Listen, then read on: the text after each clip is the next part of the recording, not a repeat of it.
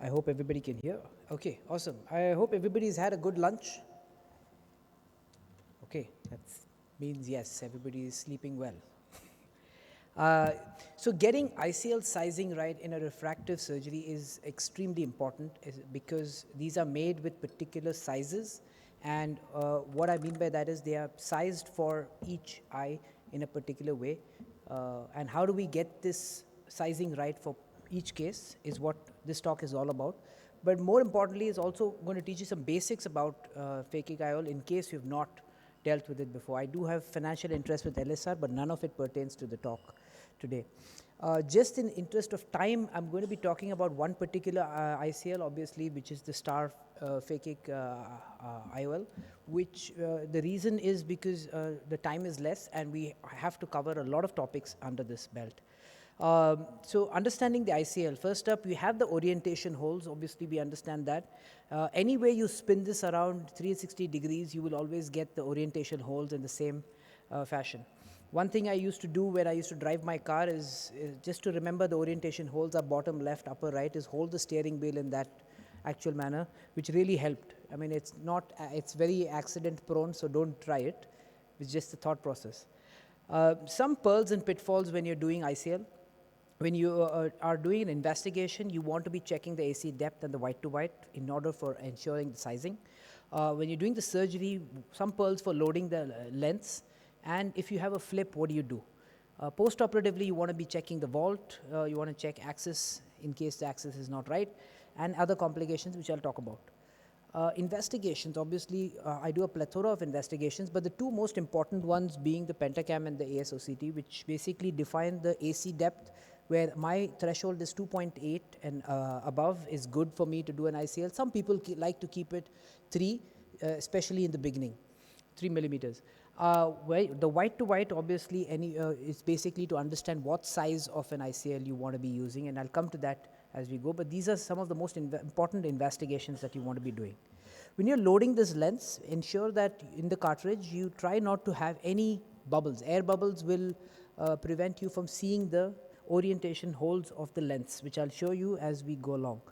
Once the lens is loaded into the cartridge, you pull through mechanism is what we usually do. When you use the pull through mechanism, it kind of fits in well into that cartridge. Can we have audio? For you to twist. I'm just going to.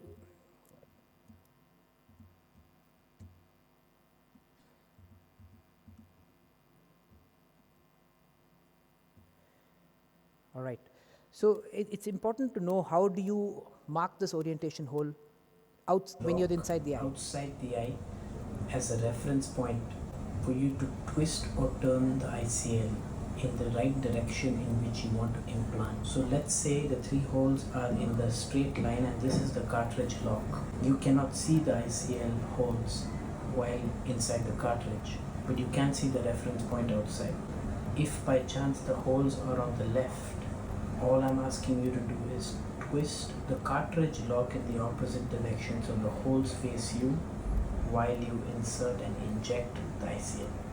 So this one trick has actually prevented me from having ICL flips in the last 7 years straight. Just ensuring to notice where the holes are before you implant the lens and rotating so that the holes face you, that is face the microscope. That really avoids you having a flip inside the eye. So that's one of the biggest fears when we do ICL. Obviously, an animation can show only that much, but it's easier to show it in a real-time scenario. So as you're going along, make sure that you're doing it slowly, ensuring that your orientation holes is in the bottom right, you can see here. And now the foot plates are lodged under the iris. The fourth one is always a little more tricky, so what I try to do is flip it on itself, and it goes and rolls back into the under the iris. So in cases of a flipped ICL, what do we do? When an ICL flips, you'll obviously see the orientation holes are not right, and you can have lens touch, angle closure, iris chafing, corneal decompensation, and much more. So this is a resident of mine actually who was without knowing, accidentally intentionally making sure that the ICL was flipped. And now, one of the tricks, obviously, a lot of you are going to cringe because you've had lunch, and that's why I asked you for the lunch question, is basically to flip this ICL inside the eye. The way to do this is a lot of profuse viscoelastic, and push the angle push the ICL into the angle of the eye. And that really helps you flip this ICL. What it avoids you from doing is explanting. In the case of explantation, you can tear that ICL and not be able to use it at that point of time. And this, I mean, we've done about more than 10 or odd cases. We've not had too many flips, but that's our way of doing it. There is obviously you can do an explantation, and there are multiple reasons for explantation as mentioned here. You can do that in flipped ICL as well. In case you want to do an ICL explantation, the way to do this is actually to ensure that you can hold the optic-haptic junction, making sure that all ends are free. Once you hold the optic-haptic junction in this case, and just one pull-through mechanism through the same incision, it comes out. You really don't have to go and extend the wound in any which way. So it can be used even in a case of cataract in this scenario where you have a cataract after ICL. Not immediate, but after a few years. So in all scenarios, you can use that as your choice. And in the effect of the central flow, we all understand, obviously, there's a central flow. The advantage of this is basically it reduces the risk of angle closure, even if you have a high vault. It reduces the risk of cataract formation, even if you have a low vault. So these are some of the advantages of using the central flow. Nowadays, everybody's in the central flow, so you're fine. The sizing of the ICL, the Star company particularly makes it in these 4 sizes, 12.1, 12.6, 12.3, and 13.7. What you want to be ensuring is look out for these changes in case there is a issue. In case of what is the advantage of sizing, right? Vaulting. One of the biggest questions that is asked is what is a good vault and bad vault? 250 microns to 750 microns is an ideal vault. Anything below 1.25 125 microns is a low vault, and anything above 1 millimeter is a high vault. So this is what you want to understand when you're going down to it.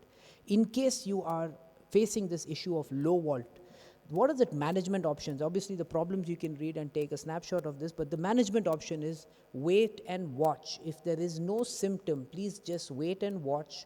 Don't rush into treatment in that scenario. Have a close follow-up on this patient.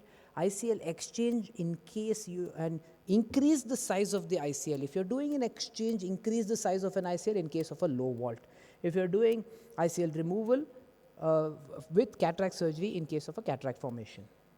Now, in case of a high vault, you want to be rotating this horizontal to vertical, because the sizing will actually, you will be able to gain 200 microns of lower vault because it goes into a little more snug fit.